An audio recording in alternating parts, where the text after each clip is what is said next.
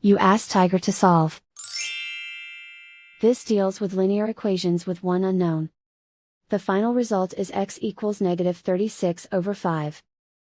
Let's solve it step by step. Simplify the expression. Expand the parentheses. Simplify the arithmetic. Expand the parentheses. Simplify the arithmetic.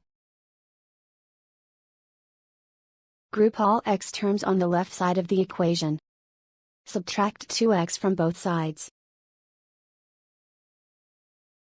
Group like terms.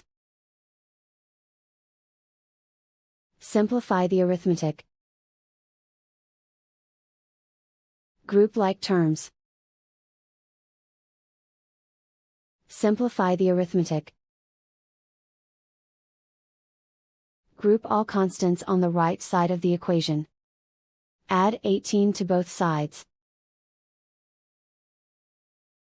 Simplify the arithmetic.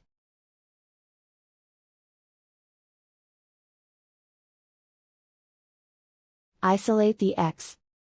Divide both sides by -5. Cancel out the negatives. Simplify the fraction. Move the negative sign from the denominator to the numerator.